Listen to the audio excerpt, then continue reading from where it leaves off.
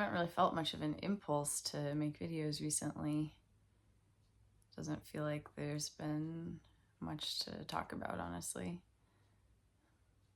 And there's whatever interest was here, whatever, like purpose the videos had been serving in terms of just verbalizing, a process that's been ongoing, just seems to either be waning, dissipating, or there seems to be a lull in that. So there's hasn't really been much interest in that, honestly. But there was something that came up recently, actually, in various ways. It's kind of poked its head up in many ways lately. So I wanted to maybe take a little time to speak to that. And that's Transcendence and Immanence. It's like these different movements of this process of not only realizing what you really are, what one really is, but actually coming to embody it and live from it.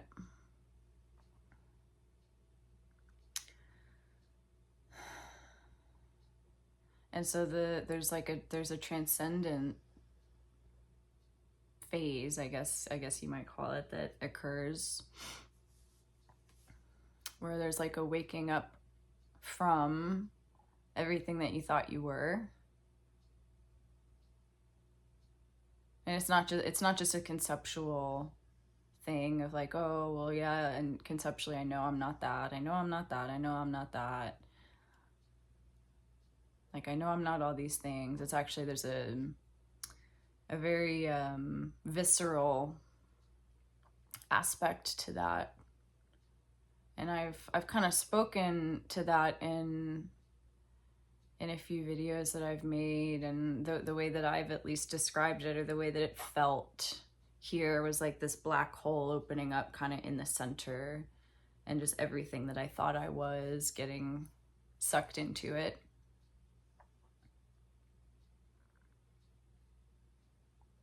So knowing that I'm not the beliefs that I had, I'm not my job, I'm not, a partner, I'm not the experiences, I'm not thoughts, I'm not opinions, I'm not preferences. Like, none of those things are actually what I am. There's something that's observing those things. There's something witnessing those. And if there's a witnessing of something, that can't be what you are in truth. So that's a very transcendent movement. Neti neti. Not this, not this, not that. It's like an emptying, coming to see everything that you're not.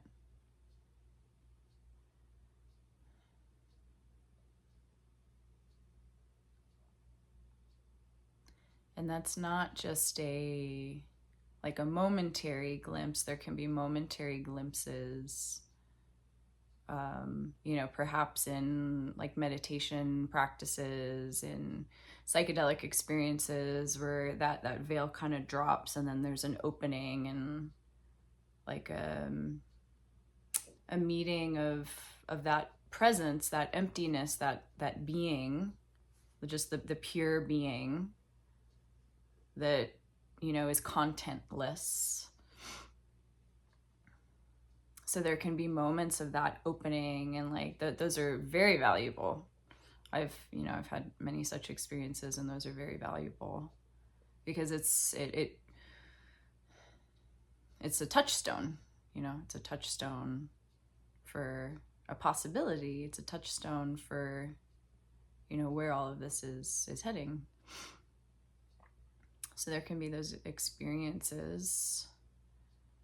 And everything that, like, please take everything that I say, like, with a grain of salt, and, don't take it, never take it as gospel. Like, it's all just pointing, you know, like me pointing back at, for you to look into your own experience, not to take what I say as the truth. It's just pointing you back to your own direct experience and to check something out for yourself. And that's the important, that's really the most important part of this. You can't give your power away. You can't rely on something outside of you.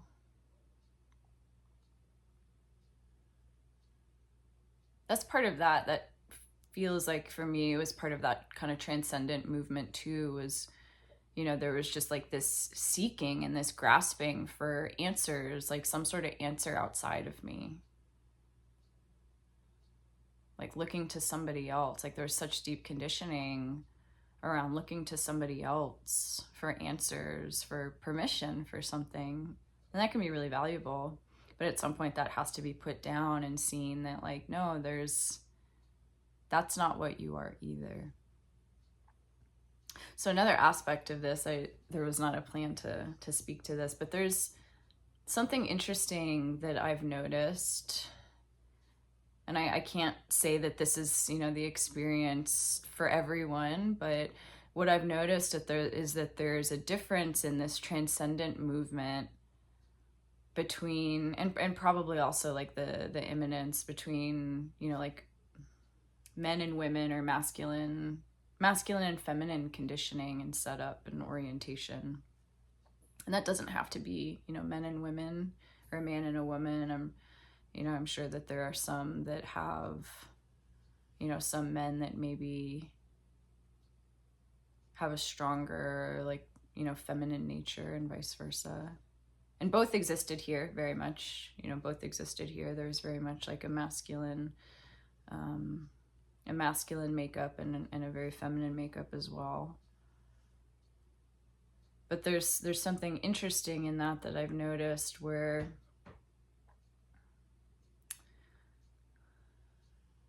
you know, there's just very different ways of conditioning and just, you know, kind of hookup and wiring between masculine and feminine, men and women.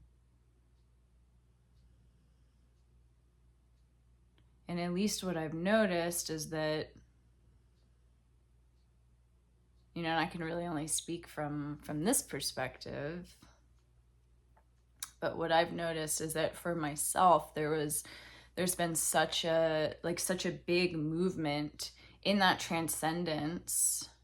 Like there was such an orientation to other, like such a deep orientation to other, such deep conditioning toward other and orienting to another. And that came showed up as deeply self-sacrificing. So there was such an external orientation that the internal world was totally ignored. And so when I first kind of started, you know, getting into like an awakening process, there was this, you know, as we start to do inquiry, or as I started to do inquiry, there was this, this way that manifested that was very, very one-sided and very, what I didn't realize was like cemented in that division, in that conditioning toward other, and that ignorance or ignoring of internal energies, because there was such deep conditioning externally. That is, there was a bypassing. Like as I was doing self-inquiry, there was, you know, this like looking inward, but this immediate like, oh, that's not true, that's not true, that's not true, that's not true. And in one way, yes, but in holding those like seemingly internal energies at arm's length, there's a division created. There was a division that was being created and upheld. So for me, and you know, at least what I've noticed in like the kind of the feminine conditioning is there's like this movement into that, like deeply into that internal space. And part of that is starting to ask the questions like, what feels authentic here? What feels natural here? What is really wanted? Like, what wants to be expressed? What really wants to be expressed? And there's so much conditioning towards being other focused and sacrificing what is truly arising to orient to other, that there's this division that occurs between self and other. So part of that, at least in my experience, part of that transcendent movement was really moving towards and like moving into what was real, like what was really truly arising internally, whether that be, emotions and feelings and body sensations, and like what preferences, like what do I want? What do I really want? Not what have I been told I should want? What have I been told I should do? What have I been given permission to do? How am I expected to live life? Like there's all these thoughts around that. So the thoughts and the beliefs were very heavily stacked against, in favor of orienting externally. And what I've noticed is that the masculine, or, the men that I've encountered who go through this, like the initial movement is kind of the opposite, where there's been such a deep orientation towards self that the softening that needs to happen, or often the softening that happens, is toward other. And that's not always, that I can't say that that's always the case, or that that's always how that shows up, but there is a difference. And, so many of the teachings and the teachers that we encounter are men, and not that there's anything wrong with that. I think that's wonderful. And there's such a deep wisdom in that. But what I find is that creates this like lopsided perspective, because the conditioning is so different in those two experiences, that the way inward, the way to wholeness, the way to remove that division is kind of coming from opposing sides. And one of my favorite quotes, it's from the Gospel of St. Thomas. Jesus, what is it? When the inner and the outer, what is it? When you make the inner and the outer into a single one, and the above like the below, and the male will not be male and the female will not be female, then you will enter the kingdom. I feel like I totally just botched that. I totally just botched that, but that's the essence of it. But there's this movement that, male, like the identity of like maleness and femaleness, or masculinity and femininity, gets transcended. And those happen from kind of opposing sides, but where the end point is the same. So I wanted to speak to that, because that was a really interesting part of my own process. And in the beginning, for me at least, there was this, I was kind of taken, because there's such deep conditioning to orient to other and to look to other for help and for permission, and kind of almost like seeking a parental figure to tell me what to do. That there was this like way that I totally, like further divided and ignored more what was going on internally. And I just want to acknowledge too that like the place where this ends up is that there's no division between internal and external. But to get to that, like to the knowing of that, there has to be a moving into whatever kind of side of that duality is being ignored. And like coming to see that like, oh, it's not that either. Like all those blind spots, all those shadow spots, all those like unconscious things that I'm taking myself to be, like that's not actually what I am. But there has to be a seeing of that. Or there had to be a seeing of that for me. So there's a transcendent movement, and then there's an immanence. So the transcendence is the neti, not this, not that. So the way that Adyashanti speaks to this, which I love, is like an up and out. It's like, I'm not any of these things. I'm not this body. I'm not the thoughts. I'm not the preferences, the opinions. And it's coming to viscerally know that internal, like to viscerally feel it. It's not just like a conceptual, like, yeah, I know that. Oh yeah, in theory, like we're all one, blah, blah, blah.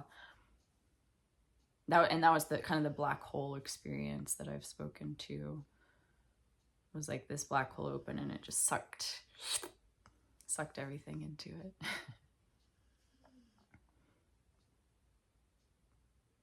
And part of that transcendence, there's this aspect of like emotionality and like leaning into emotions and like releasing emotions and coming to see that that's not what I am either. But in the same way that you have to meet the blind spots, you have to meet what has been being held at arm's length, what's been being held at separation. Like that's identity. Identity is what pushes and pulls, is what pushes things away that it doesn't like, or that things that it doesn't take to be part of itself. And that's a totally unconscious thing. And that includes thoughts, that includes emotions. So there's emotions that are held at arm's length out of conditioning, you know, being taught over a lifetime or being shown that these emotions, like when expressed, are going to lead to rejection, are going to lead to a further division. And that division is really painful. So there becomes an avoidance of the pain of feeling divided. And so there's a moving away from things. And that's really how identity gets formed. But the immanence which is where I find myself, is coming to see that I am that. So the transcendence is just I am. It's not I am anything. It's knowing that like it's just I am. Like there's no content. Like the belief that I am any content, that I am any thought, that I am any preference is seen through completely and is felt. It comes to be known viscerally. And then the immanence is I am that. I am that, and that, and that, and that, and that, and that, and that. And what has kind of gone hand in hand in this for me has been the concept in Buddhism, which maybe you've heard of like dependent origination or codependent arising, dependent arising. I've heard it, called different things. But like once that content, I found that like that didn't start to happen until that content really emptied and there was enough space for me to start to really see that what's experienced is so it's not separate from what I am. Like and the way that has manifested has been really cool. It's like this the circumstances are so perfect, and you can call it like serendipity or synchronicities. The synchronicities are just so perfectly tailored that there's this realizing that it's not separate. Like the sense of me and I, the sense of self, arises simultaneously and codependently, arises together with the experience. And without one, the other can't exist. The two exist together. The two are dependent on one another, which is really cool. It's really cool to see that. So in the seeing of that, there's been a realizing that like, oh, I am that. I am that. I am that. Like this experience that's coming up, that's, creating challenge. It's like the sense of maybe the emotion that's coming up is not separate from the circumstances that are causing that arising. Like there's not a separation there. Like they're one and the same. And it's really, really, it's been cool to see that. Very uncomfortable. Because the circumstances in life are just getting louder and louder and louder. And there's been so much emptying that, that the sticking points that are still here are just so loud. They're so magnified because life is mirroring them perfectly. It's mirroring the shadows so perfectly that there's not any other noise anymore. There's not the thoughts and like all the other things. It's just the clear mirror of the stuck spots or the shadows or the emotions that haven't been leaned into or felt into. And that's the immanence, which has been really cool. And then there's this other, I can't speak to this because it hasn't happened here yet, but there, at least to my understanding, take this with a grain of salt, but there's another stage beyond this, which is, so the way that I heard this communicated, which I loved, was like transcendence is I am, immanence is I am that, not other than that. And then kind of the final dropping of self is that, because the sense of I, because I am that, there's still separation between I and what I am not separate from. And when that drops, it's just that. There's like a complete fusing.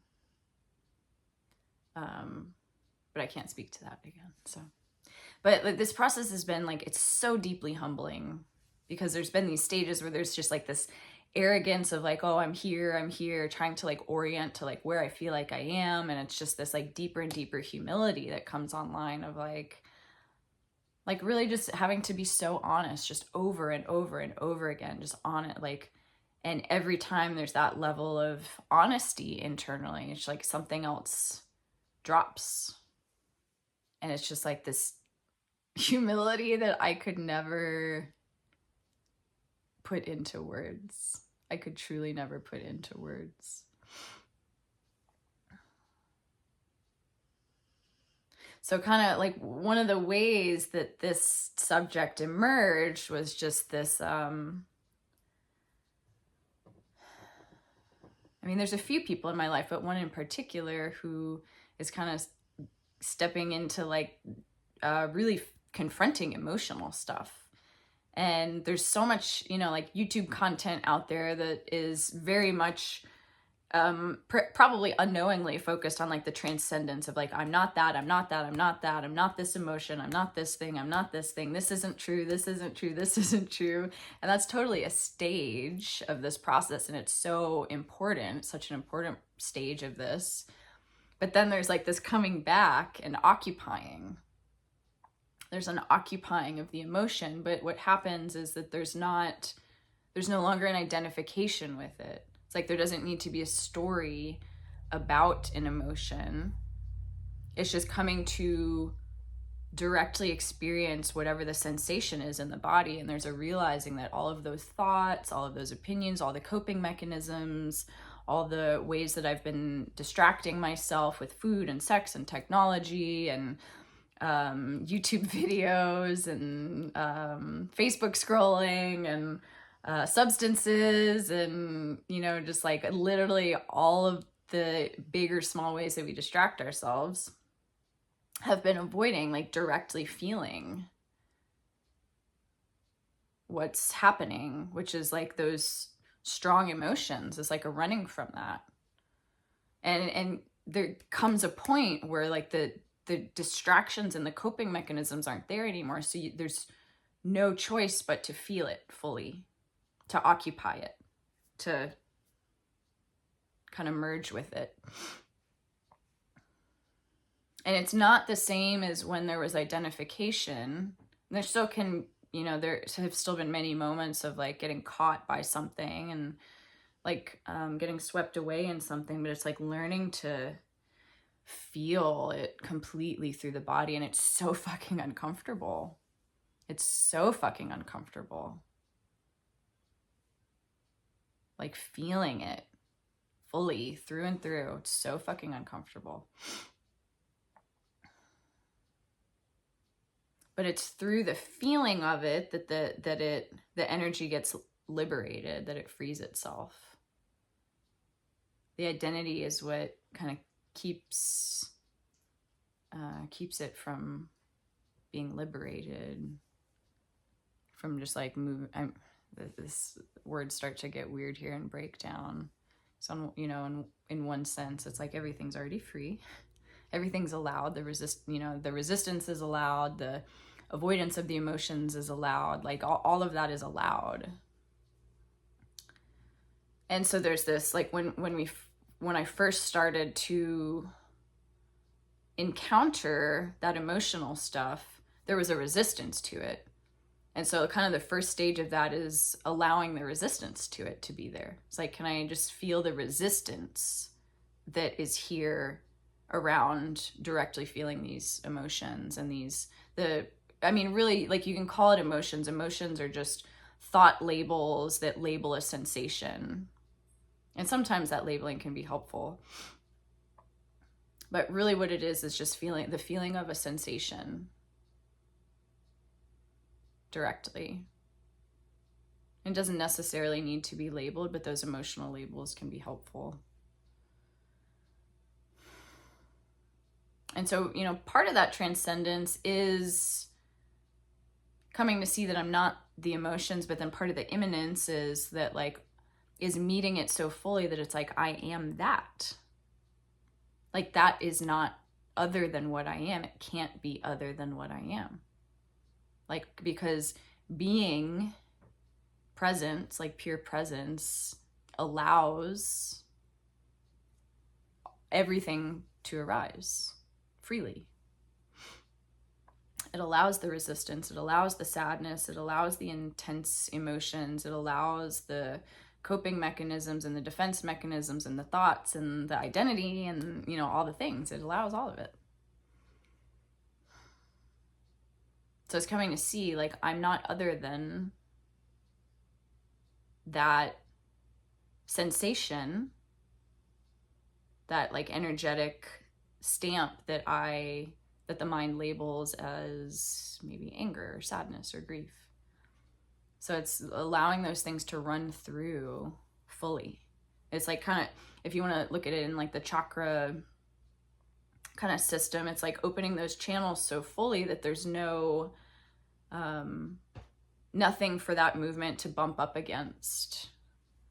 And it's just like a free flow of energies to just totally move through. Or, you know, if there is resistance, it's just noticing, like, oh, there's resistance. And I am that too. I am not other than the resistance. I'm not other than the sensation that's arising, and also I'm not other than the resistance.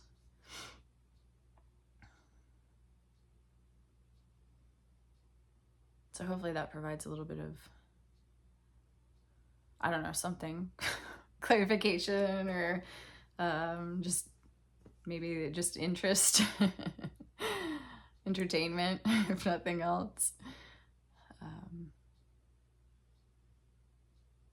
But yeah, so the place where, at least where I find myself now, is just like really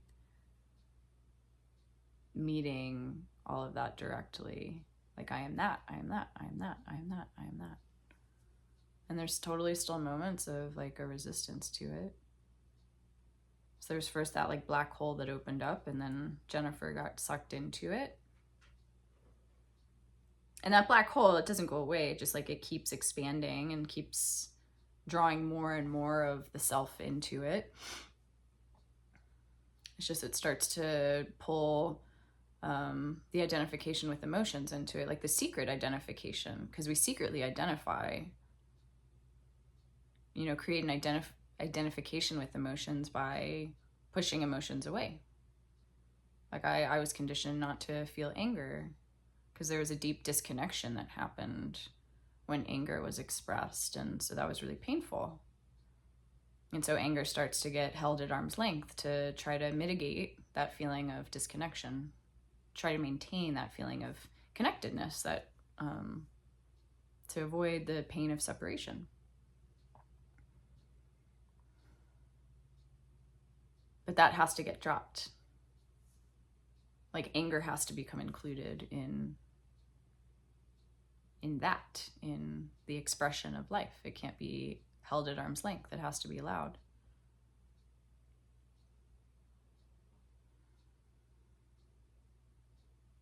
"30-minute video. Oof." Thanks for bearing with me. I think I'll leave it there.